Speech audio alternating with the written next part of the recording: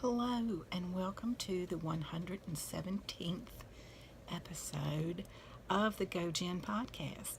Today is Sunday, July 9th, 2017. I'm gojenn, your hostess, and this is Bella. We've all had baths today, and because we came home from camping, is why.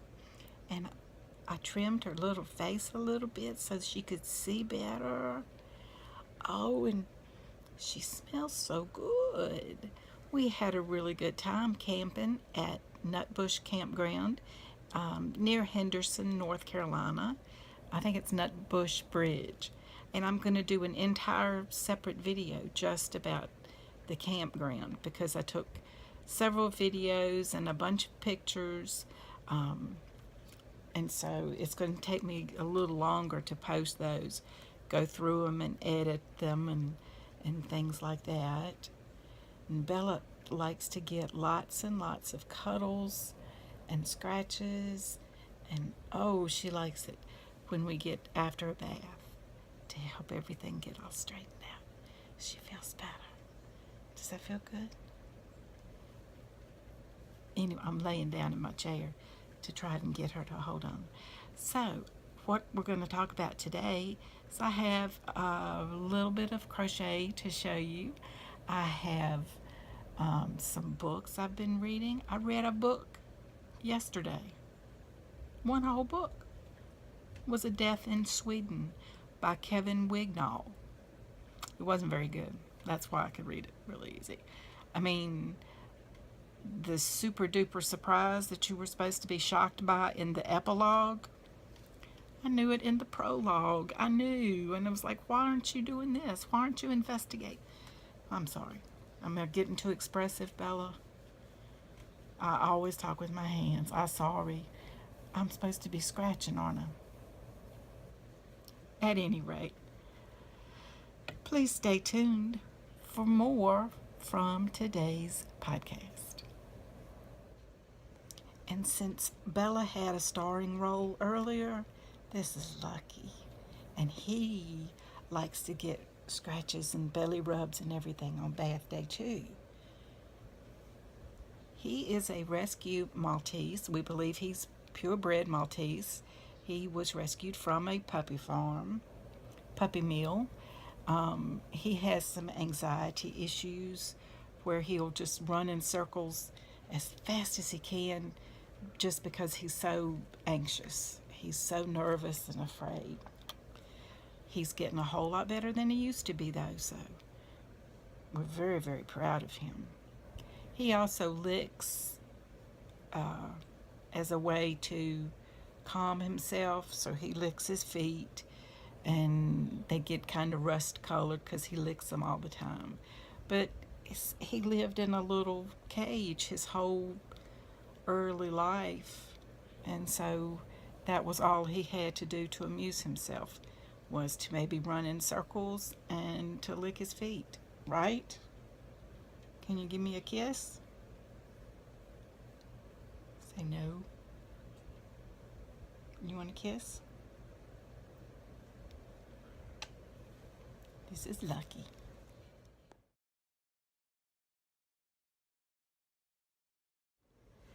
Okay, so after that wild welcome from my doggies, here's a look at my bullet journal so far into July.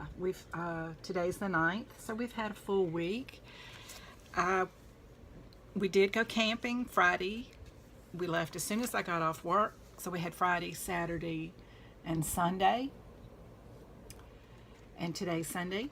And so we got up and just came straight back today. Yesterday I read a book all day and did not journal, did not do any crafting except for reading a book on my Kindle. So I now have things to do since I did nothing. I was going to show you here how I made this work for myself. I decided I did not. This was from last week, Saturday, Sunday, Monday, Tuesday.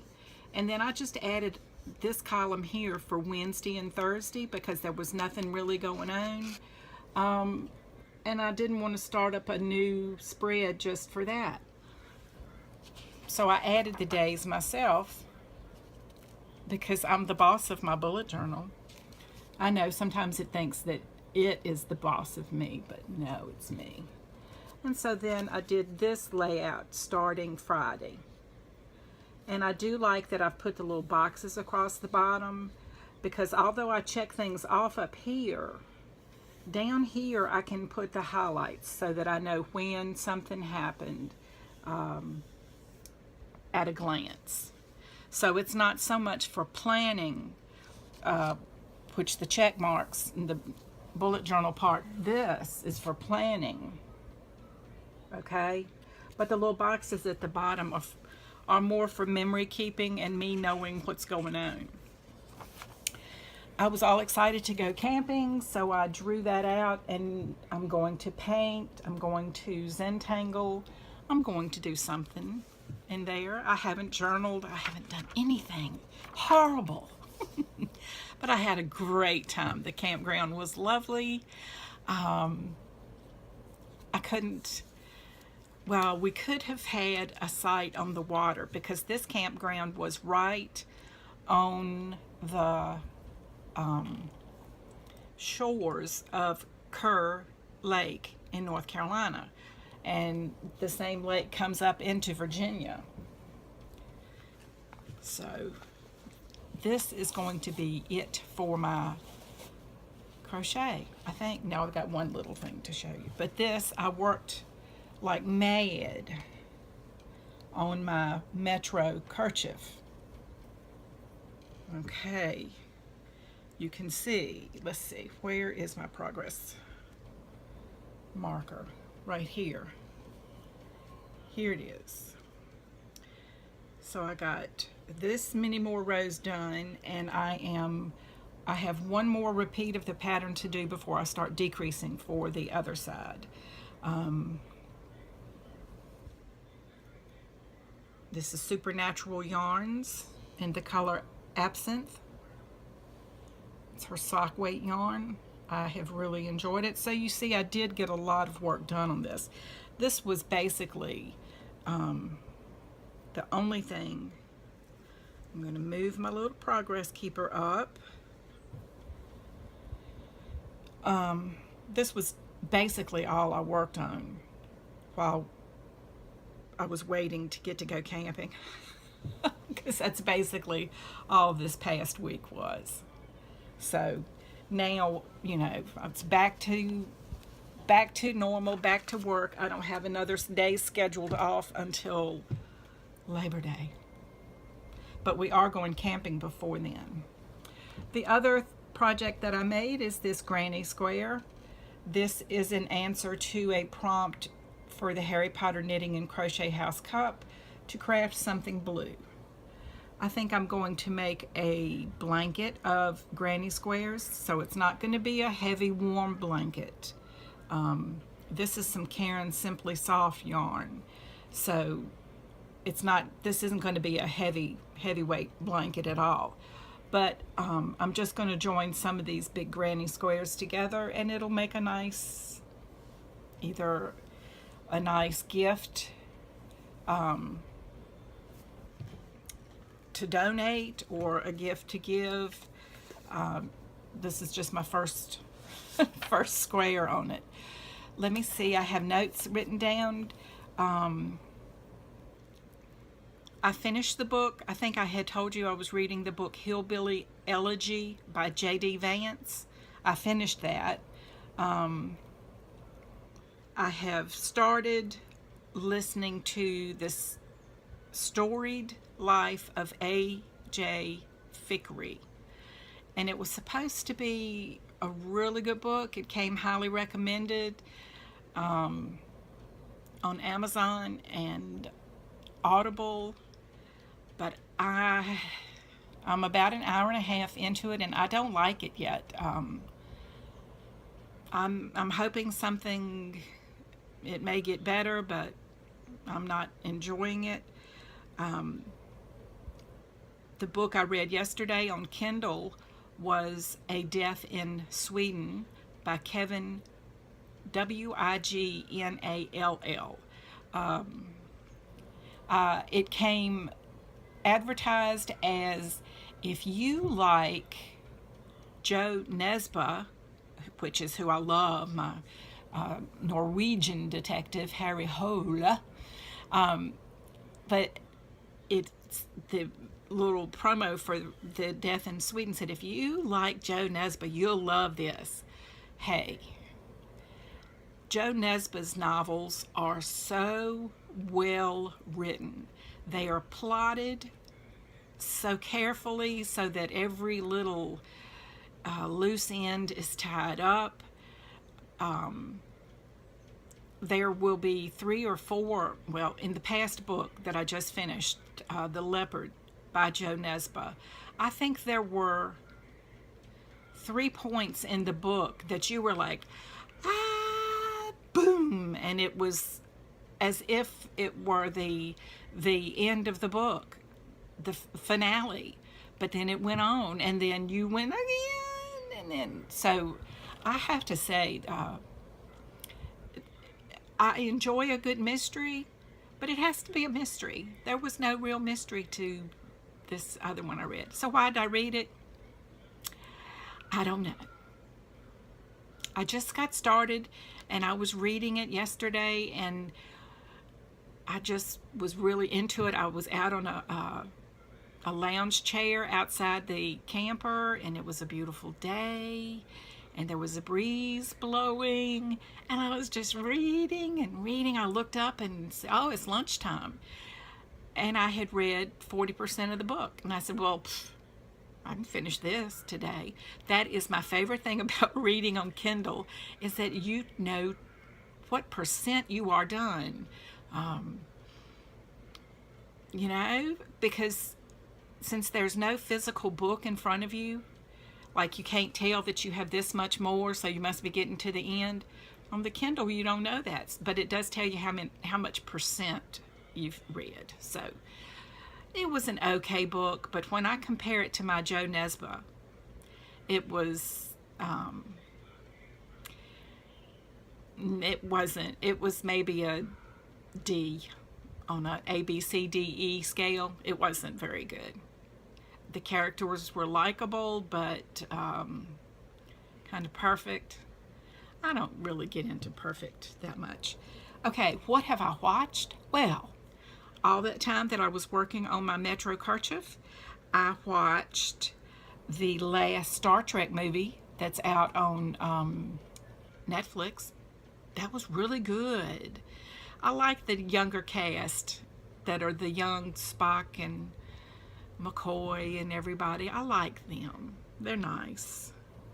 I watched, I listened to an excellent, it was about a 2-hour narrative. It was free on Amazon, about Bernie Madoff and his scandal. The 2 things that I took away from it were that he stole more money than anyone in history ever.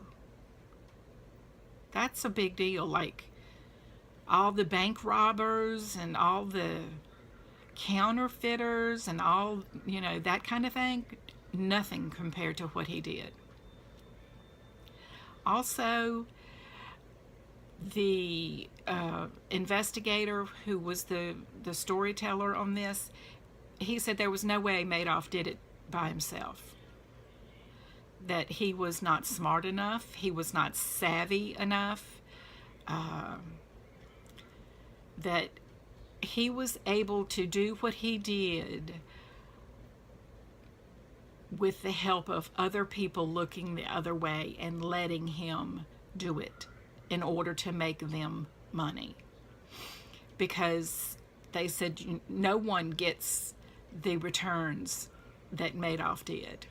And savvy businessmen, savvy investors knew that. So, all of that And his family never knew, because he was honest up to a certain point, and then he started doing the Ponzi scheme to, taking this investor's money to pay off that debt. So his family knew nothing, and so he had come to the end of his rope when the financial crisis hit, because nobody had any money, and he couldn't get the money that he needed to pay. That's what he would do. The new money paid the old debt, and so on. And it worked for decades. But his family knew nothing. So one day when he was at the end of his rope, he sat down and told his family, his wife and 2 sons, and they went to a lawyer. The family did, and the lawyer advised them to turn him in, and so they did. And so anyway, the family did go to the police and turned Madoff in, and that was the last time he saw his family.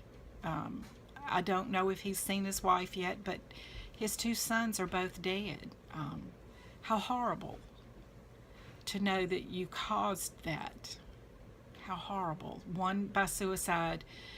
The other son had cancer earlier, but was cancer free, but then it came back with a vengeance. And of course, the feeling was that the stress and the everything he was going through probably led to his poor health. So very, very, now that's tragic. That's tragic. But doesn't seem to really, Madoff didn't talk about that. He talked about how smart he was, because this investigator did have interviews with him over the phone in prison, and he talked about how smart he was, about how many people he had fooled. There was no remorse. I did not hear remorse in his voice at all. I heard pride in his cleverness, and that's really not something you need to be proud of. Okay, that's all my notes. My dogs had to bark at my husband because he was making sneaky noises, because you never know what he might be doing. So anyway, I am going to do a separate video altogether about our camping trip, because I want it to be separate from this. I do hope you've had a good week. Be looking for the other video to come out soonish. I'm not sure. There's several videos, so this is going to take more editing than I ever do. So we'll see how it goes.